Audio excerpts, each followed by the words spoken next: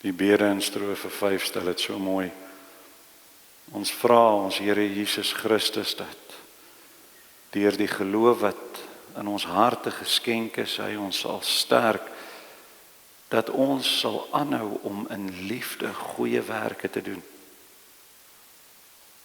Dit beteken niks anders dat in elke tree wat ons gee op hierdie geloofswedloop, hierdie pad van heiligmaking wat ons stap, is en bly ons altyd afhanklik van ons Here. Nou, rondom dit gaan ons saam lees vanuit Hebreërs hoofstuk 11 en hoofstuk 12. Ek het die teksgedeeltes opgegee, die skriflesing opgegee as hoofstuk 11 tot 13, maar daar is ook nie 'n moontlikheid dat ons dit alles kan saamlees nie. Ek wil u tog aanraai by die huis, vanmiddag as u 'n tydjie het of vanaand as u die stilte tyd doen, lees gerus al drie die hoofstukke. Dit vorm 'n pragtige eenheid. Die opskrifte daar by hoofstuk 11, die aard van die geloof en voorbeelde uit die Ou Testament. Hoofstuk 12, volharding onder beproewinge volgens die voorbeeld dan van Christus. En hoofstuk 13, verdere voorskrifte, juis ook daar rondom.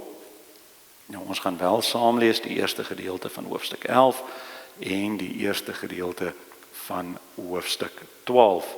Maar wanneer ons dit doen, sal ek u ook daardeur lei dat ons saam op dieselfde gedeeltes is. Eers gaan ek vra dat die broers vir ons staan en dat ons as 'n gemeente ook in die afhanklikheid wat ons nou net vir mekaar gesê het ons het, ons Here ook sal nader in gebed. Kom ons staan. Vader, Skepper, Here en God. Here, ons het laasweek ook al gesê, die winter is hier, die koue is hier. En elke oggend wanneer ons daardie byt voel, dan word ons herinner, kan ons bely, alle dinge is onder u beheer. Ook die winter is in u hande. En ons besef, dit beteken egter groter uitdagings vir so baie van u skepping. In die winter gewoonlik die wat swaar kry swaarder met die koue saam, en die wat swak is word sieker met die draai van die seisoene. Maar steeds weet ons, steeds bely ons, steeds getuig ons, u beloof, u sorg vir alle dinge. Die voëls in die lug, diere in die veld, die visse in die see, en soveel te meer vir u kinders. Daarom bid ons, o Here, en vra ons dat u hand van bewaring ook tydens hierdie winter, hierdie tyd oor hierdie gemeente en ook oor ons familie sal hou. Help die wat siek is, sterk die wat swaar kry, swak is, o Here. Ons dink aan Frikkie en aan die Didi. Ons is so dankbaar vir ons Fires wat al hier is vanoggend. Ons dink aan Tannie Henriette. Ons dink aan ons Steve. Ons is net so dankbaar vir Chris wat ook hier is. Dan dink ons aan ons broers en susters se families. Ons dink aan Tannie Susan Iman. Ons dink aan oom Jan Swanevelder. Ons dink aan James ons. Dink aan Tannie Elna Rademeier. Ons dink aan elkeen van ons geliefdes wat ook u sorg, u troos, u krag nodig het. Here, maar ons het meer as net fisiese gesondheid nodig. En daarom bid ons vanoggend en vra dat u elkeen van die kinders standvastig sal maak met 'n brandende geloof en 'n vurige vertroue. So 'n vertroue wat geen aanslag van hierdie wêreld kan wegneem of kan blus nie. Here, maar in dit alles moet ons ook dankie sê. Dankie vir al die seëninge. Dankie vir hulle wat verjaar. Johan, Kraffie en vir Tian, en seën hulle ook ooreenkomstig U wil met die nuwe lewensjaar wat voorlê. Ons bid en vra dat U die gemeente sal bystaan met die projekte wat nog voorlê, wat ons moet aanpak. Dat ons dit nie sal doen sommer maar net om dit te doen omdat ons voel ons moet dit doen nie, maar dat ons dit sal doen vir die regte redes, maar dat ons dit ook reg sal doen deur die geloof in samewerking met die oë gefestig op U. En daar moet ons ook vir U dankie sê dat U ons so mooi bygestaan het en so geseën het deur die projekte wat reeds afgehandel is. Leer ons vanoggend vanuit die woord. Sterk ons daardeur vir die wedloop wat ons moet hardloop en wys ons die baan wat U vir ons ook uitgelê het. Dit vra ons alles in die naam van ons Here Jesus Christus alleen. Amen.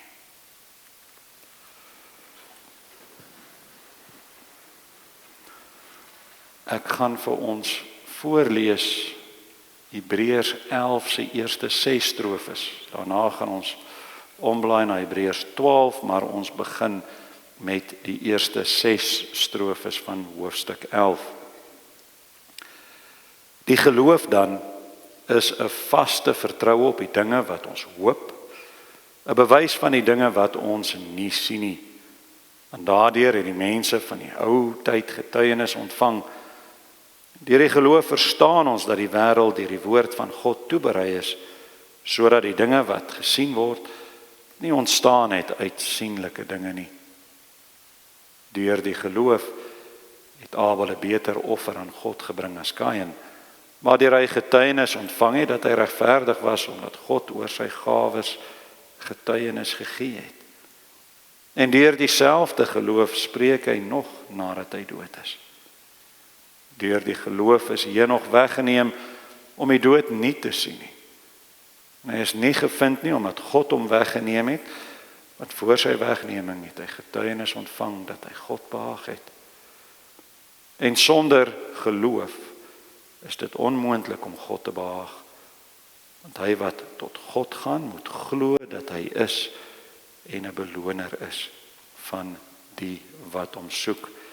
Verder in die hoofstuk vind ons dan ook 'n lys van al die geloofshelde en wat hulle ook in die geloof dan gedoen het.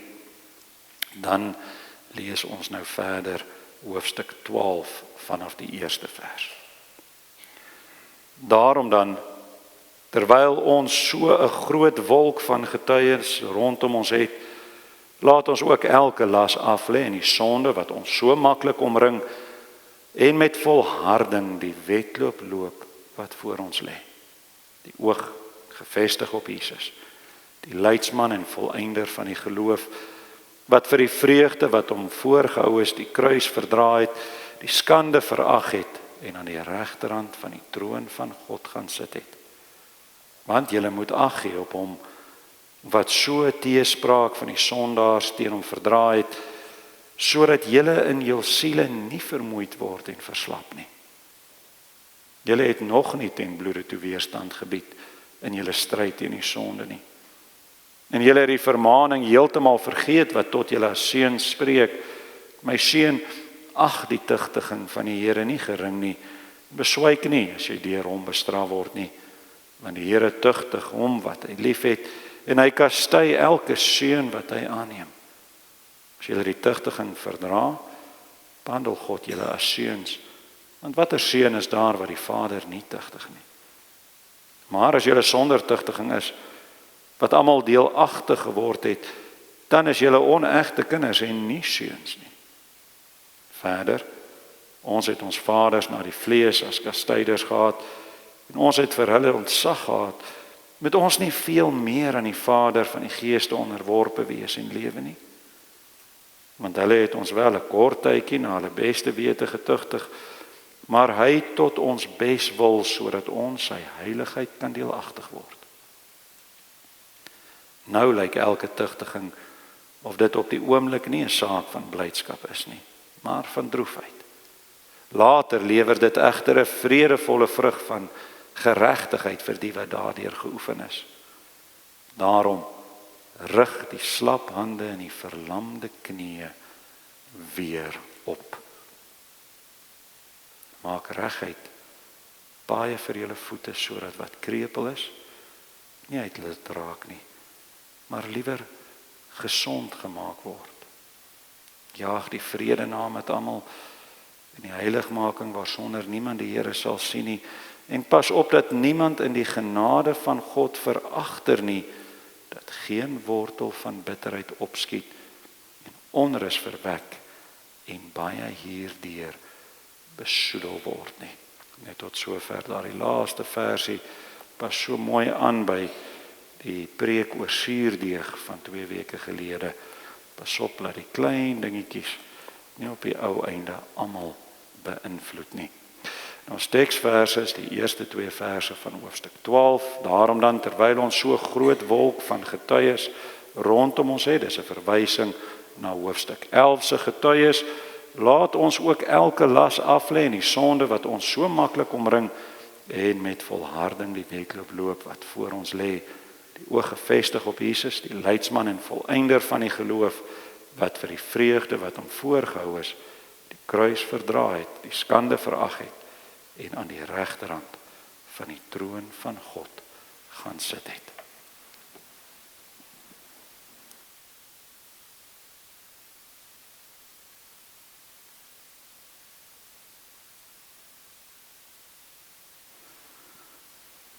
So 'n week of wat gelede tydens 'n huisbesoek het ek die voorbeeld gebruik van die Olimpiese spele van 'n klompie jare terug. En toe het ek net weer daaraan gedink dat dit amper ongelooflik is om te besef.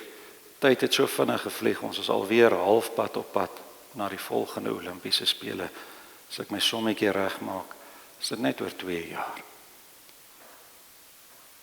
Nou dit voel, as ek daarna kyk gewoonlik, asof dit net gister was waar ons klomp kinders in die gesin opgewonde en verwonderd nog op een van daardie ou bokstelevisies gesit en Olimpiese spele kyk het. Daar het ons natuurlik elkeen vir sy eie gunsteling atlete geskree. Ek onthou Michael Johnson en Linford Christie. Ek was nog klein, maar ek onthou die kontroversie rondom 100 meter wat op die ou end gemaak het, dat Carl Lewis die goue medalje gewen het. Ek dink dit was 94 se Olimpiese spele. En ek onthou Frankie Fredericks hier van ons buurstaat, wat op 'n ouderdom volgens die atletiese standaarde nog steeds 1 jaar silwer gewen het en die podium gehaal het. Ek onthou van ons eie atlete ook, Jelana Meyer, Llewellyn Herbert en 'n klomp ander. Die items wat ek die meeste geniet om te kyk, saam met my vrou, die 400 en die 400 hekkies, vir al daardie gedeelte waar die atlete om die laaste draai kom, net voordat hulle die pylvlak binne gaan. Mens kan sien hoe hard hulle daar moet begin werk. En mens kan sien, hulle stry nie net meer teen die atlete rondom hulle nie. Hulle stry teen hulle self. Die laaste 100 meter veg hulle teen hulle eie liggaam. Nou mense, ons 2 teksverse vanoggend, verse 1 en 2 van hoofstuk 12, laat my dink aan daardie stryd. Daar waar dit so moeilik, so hard raak, waar jy regtig moet vasbyt. Want ons leer in die brief, die skrywer sê vir ons is sulke atlete. En hierdie geloofswedloop is ons die atlete. En ons word aangemoedig in daai 2 verse om die laste en die sonde wat ons terughou, die geestelike hekkies in ons pad te oorkom en einduit te volhard tot by die wenpaal. Dis 'n pragtige vergelyking wat die skrywer hier gebruik. Spesifiek ook vir die pad van heiligmaking wat elke kind van God moet stap, die geloofswedloop wat elke gelowige hardloop. Maar hierdie 2 verse, soos wat ek reeds vir u gesê het, vorm deel van 'n baie groter gedeelte in die boek Hebreërs. 'n Stuk wat strek van die begin van hoofstuk 11 en eindig net so voor die laaste paar versies van hoofstuk 13. En hierdie groot gedeelte vorm 'n argument. Die Hebreërs skrywer het hierdie 3 hoofstukke in die vorm van 'n argument geskryf wat die skrywer besig is om aan te voer ten opsigte van 'n paar redes rondom hierdie geloofswedloop wat ons moet hardloop. Paar van die dinge wat hy aanspreek is geloofsvolharding. Hy wys vir ons op die rede waarom ons moet volhard. Hy sê vir ons hoe ons kan volhard. Maar meer as dit, hy gaan grawe 'n bietjie in die geskiedenis en wys ons op voorbeelde waar dit ook al reeds gedoen is. In hoofstuk 11 begin hy sy argument deur 'n fondament te lê van hierdie voorbeelde van geloofshelde wat dwars deur die geskiedenis so deurslaggewende rol gespeel het. Vers 1, die mense van die ou tyd getuienis ontvang. En hy gebruik nie sommer maar net 1 of 2 lukrake gevalle nie. Amper vanuit elke tydperk in die heilshistoriese geskiedenis verwys hy na 'n klomp voorbeelde. Ons het maar 2 aangeraak, maar as u daardie stuk gaan lees, sal u sien, dit is waarlik 'n hele klomp. Nadat hy dit gedoen het in hoofstuk 12, veral die eerste vers, oorgaan na die tweede, maak hy dan op grond van hierdie bewys, hierdie grondslag wat hy gelê het, die gevolgtrekking waarna hy mik. Daarom dan, terwyl ons dan so 'n groot wolk van getuies rondom ons het, laat ons ook elke las aflê en die sonde wat ons so maklik omring en met volharding die wedloop loop wat voor ons lê, die oog gefestig op Jesus. Vanaf vers 3 tot vers 13 verduidelik hy vir ons hoekom dit so belangrik is, hoekom dit noodsaaklik is vir ons om te volhard, soos wat die geloofshelde in die Ou Testament ook volhard het, soos wat Christus volhard het. En hy stel vir ons die rede waarom ons moet volhard deur al die beproewinge in ons lewe, al die hekkies waaroor ons ook moet spring in hierdie geloofswedloop. Vanaf vers 14 tot en met vers 19 van hoofstuk 13 beskryf hy dan vir ons hoe ons dit moet doen. Hoe moet ons volhard op grond van die pad wat ons moet stap en hoe ons verpligting, die reëls van die wedloop, die ontwikkeling van 'n goddelike karakter, die voorbereiding en die fiksheid vir die wedloop en ons lewe binne die kerklike gemeenskap, ons verhouding met ons mede-atlete moet lyk. Nou as mens nie besef hierdie hele gedeelte steek so mooi in een, is dit nogal moeilik om te verstaan. En jy moet mooi kop hou oor hoe al die verskillende gedeeltes in mekaar steek. Kortliks opgesom kan ons sê die skrywer voer sy argument op grond van 3 dele of 3 dinge. Die hekkies wat die geloofshelde oorkom het in die geloofswedloop, is die eerste ding. Die hekkies wat Christus oorkom het vir sy kinders, die tweede ding.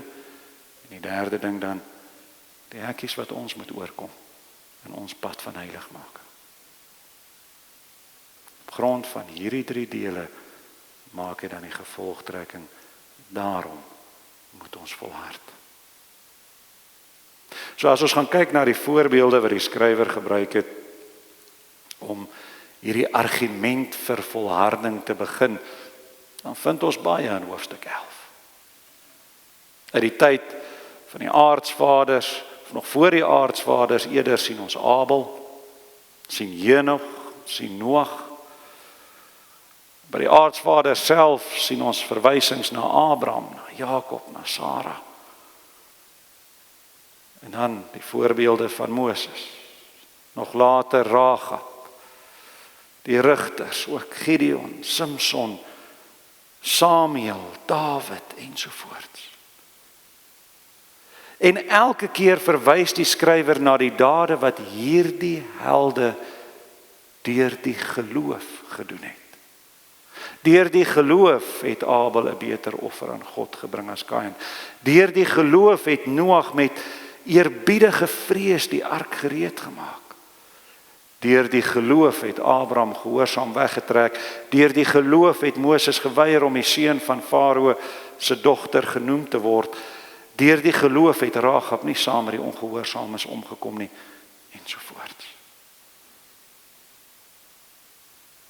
Nou broers en susters, ken ons ook die geskiedenis van hierdie helde wat die skrywer as voorbeelde genoem het. Geskiedenis wat ons in die woord van die Here leer ken het.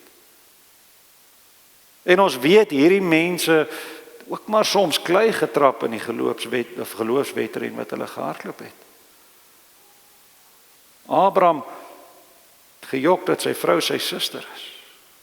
En hy het self plannetjies probeer maak om 'n erfgenaam te kry. Moses het verskonings gesoek om nie God se opdrag uit te voer nie.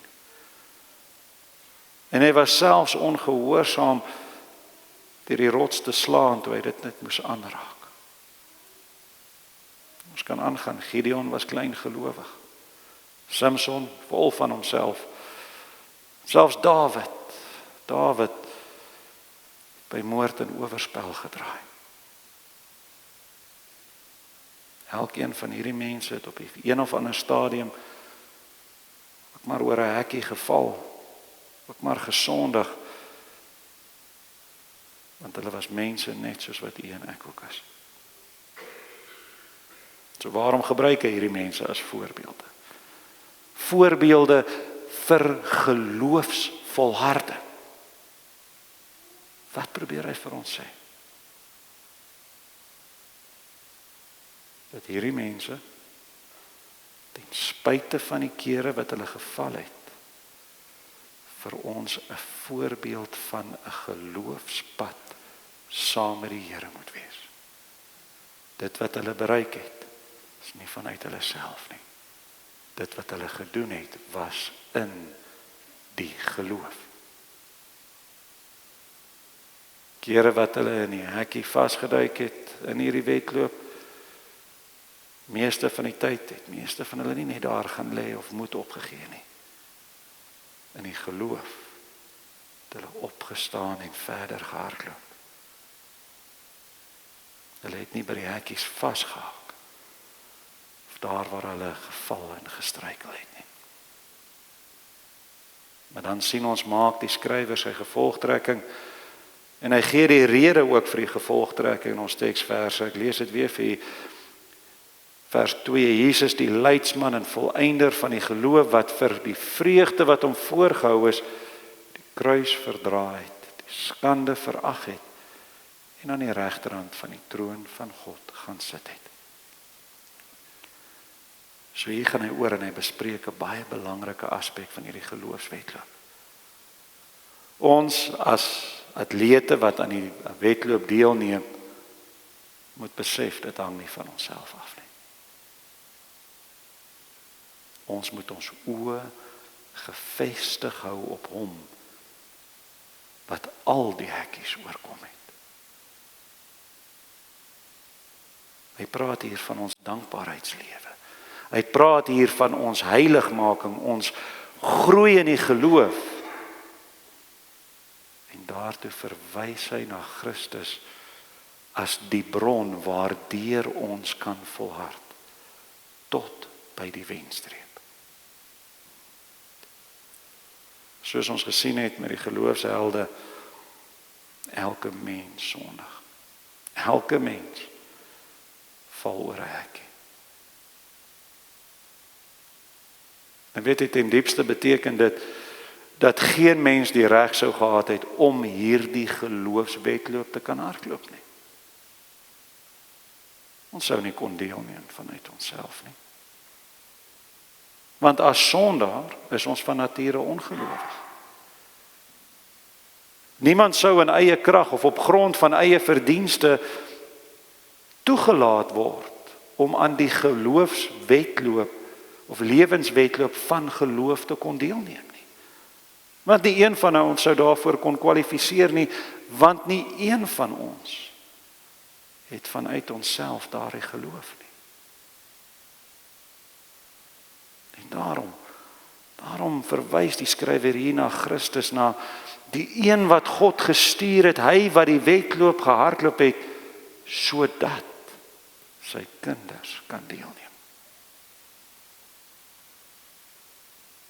En hy het die hekkies oorkom, waaroor nie een van ons ooit sou kon kom nie. Die dood, die sonde. En wanneer ons aanmeld vir die wedloop, dan word ons geskiedenis, ons tekortkominge, die dinge wat ons eintlik moet diskwalifiseer, nie meer raak gesien nie, maar kwalifiseer ons juis op grond van Christus, wat reeds die wenpaal behaal het. En daarom volgens die skrywer kan ons volhard, moet ons volhard. Waar ons struikel en waar ons val, mag ons nie stop nie. Ons moet opkyk na Jesus wat vir ons wag by die wenpaal, aan die regterhand van God. Hy wat ons in staat gestel het, punt nommer 1, deel te neem. Wat 2, ons die krag skenk deur sy Gees om te kan hardloop. En 3, wat dit vir ons moontlik maak om die wenstreep te behaal.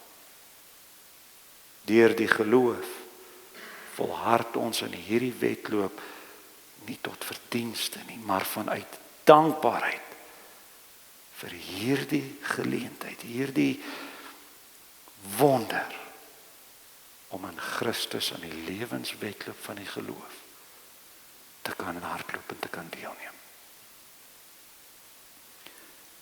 Die skrywer gaan dan aan en hy leer ons wat hierdie volharding behels. Hy wys vir ons op die rede vir die hekkies op ons pad, vers 6, want die Here tugtig hom wat hy lief het en hy kastei elke seun wat hy aanneem. So daar is sekere hekkies op ons pad wat God ook daar toelaat vir 'n rede.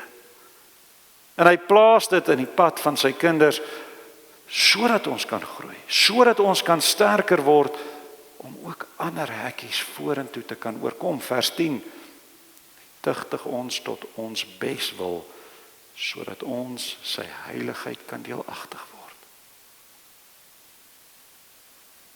Want moenie 'n fout maak nie, so die wêreld, die wedloop vir ons Here moeilik gemaak het, so ook maak die wêreld dit vir sy atlete bitter moeilik soms.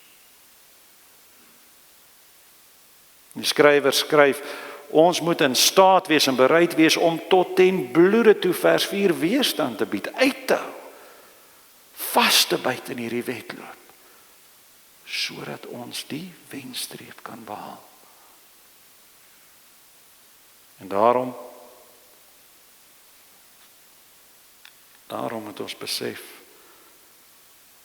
in eie krag gaan ons dit nie kan doen nie. Wanneer ons op onsself staat maak, gaan ons hierdie hekkies nie kan oorkom nie, dan gaan ons agterraak. Daarteen waarsku hy ons juis en bespreek die skrywer dit onder die ontwikkeling van 'n goddelike karakter. Hoofstuk 13 vers 2, gasvryheid, vers 3, dink aan julle broers wat swaar kry vir hulle geloof, vers 4, hou die huwelik eerbaar, vers 5, vermy geldgierigheid, handhaaf 'n suiwer leer, volg dit na ensovoorts. Dis hoe mens die wedloop hardloop. Dis hoe mens volhard in die geloof, deur te lewe soos wat Christus vir ons gelewe het, en soos wat hy dan van ons verwag om ook vir hom te lewe. 'n lewe waartoe hy ons bekragtig om te lewe. 'n Pragtige aspek hiervan. Ons word daarop gewys dat ons mekaar, ons mede-atlete in hierdie wedloop gaan nodig hê. Dit is deel van ons verpligting op ons pad van heiligmaking om verse 12 of hoofstuk 12 vers 16 te verseker dat van ons broers en susters nie in die genade van God veragter nie, dat geen wortel van bitterheid opskiet en onrus verwek en baie hierdeur besoedel word nie. Vers 14, jaag die vrede na met almal in die heiligmaking.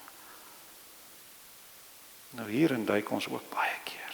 Dis 'n hekkie waaroor ons baie keer maak dat ons val. Die jammer daarvan is, baie keer raak ons ook daar vas en ons staan nie weer op nie. Die realiteit is, ons is almal mense. Daarom ons almal het nog sonde. Die feit dat ons kinders van die Here is, beteken nie ons gaan nie sondig nie. Ons het nog nie die wenpaal bereik nie. Ons veg nog om daardie wenpaal te behaal. Maar nou stel ons eise aan mekaar wat God nie aan ons stel nie. Ons stel 'n standaard van volmaaktheid wat eenvoudig in hierdie lewe vir 'n mens nie moontlik is nie. En daarom bly ons dan lê as ons daar geval het en ons kom nie weer regop nie. Ons begin so fokus op mekaar se tekortkominge en foute. Ons haal die oë van die wenpaal af, van Christus af. En sit ons vas by 'n hekkie van bitterheid, van onrus. Ons sien dit in soveel gemeentes. Dit is so hartseer. En daar blameer ons dan mekaar en sê, dis jou skuld dat ek oor hierdie hekkie geval het. In plaas daarvan om op te staan en aan te gaan en aan te hou veg.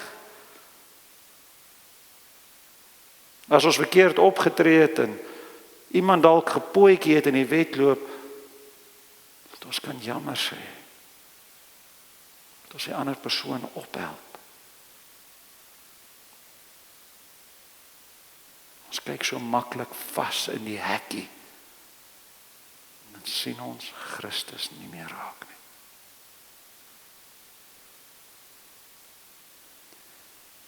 As gemeente is ons saam atlete.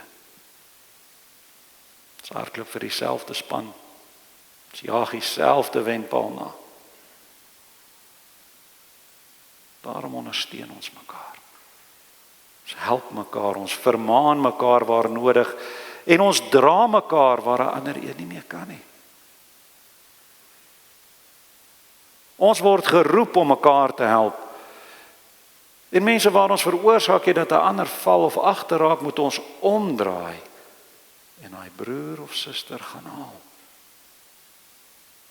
Deur die geloof moet ons ook kan regstel wat ons verkeerd doen. Ons moet groot genoeg en klein genoeg wees om hulp te aanvaar, maar ook 'n verskoning te kan aanvaar.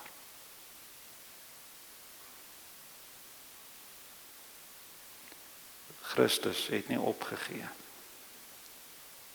toe die mense hekkies in sy pad ingestoot het nie. Hy het nie opgegee toe mense hom te nagekom het in die sonde nie. En met al hulle foute het die geloofshelde nie gaan lê en gaan bly lê die kere wat hulle geval het nie. Die meeste van die tyd leer ons in die geloof het hulle volhard in die roeping wat God hulle gegee het. Dis op die ou einde wat ons as atlete in hierdie geloofswedloop, wat ons as kinders van die Here en ons ook as gemeente gaan definieer. Of 'n gemeente van atlete wat volhard, sterk staan in die geloof, saam die stryd stry, saamwerk.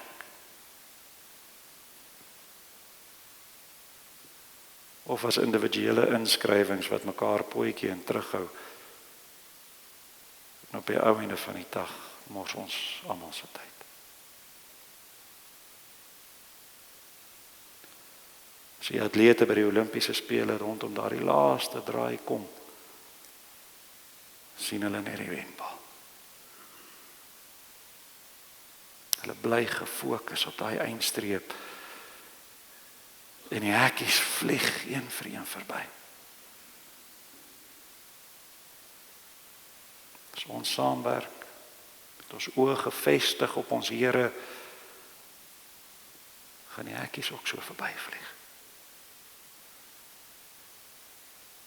Met volharding die wedloop loop wat voor ons lê, die oog gefestig op Jesus, die leidsman en volëinder van die geloof, wat vir die vreugde wat hom voorgehou is, die kruis verdra het, die skande verag het, en aan die regterkant van die troon van God gaan sit het.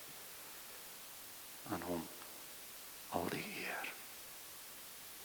Amen. Kom ons bid saam.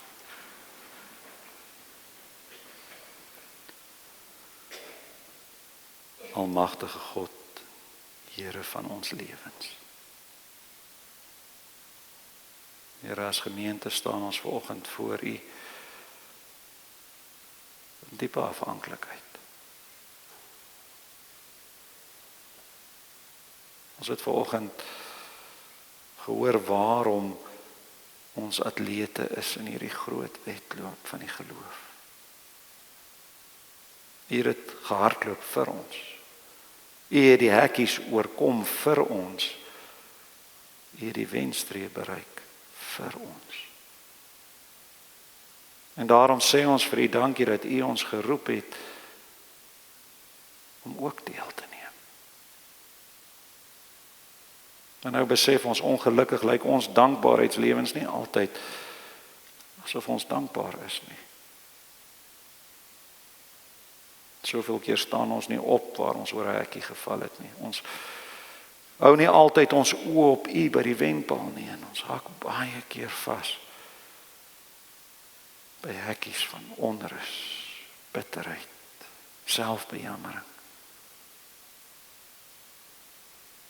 En dan stry ons nie meer die goeie stryd nie, Here. Dan stry ons met onsself en met mekaar.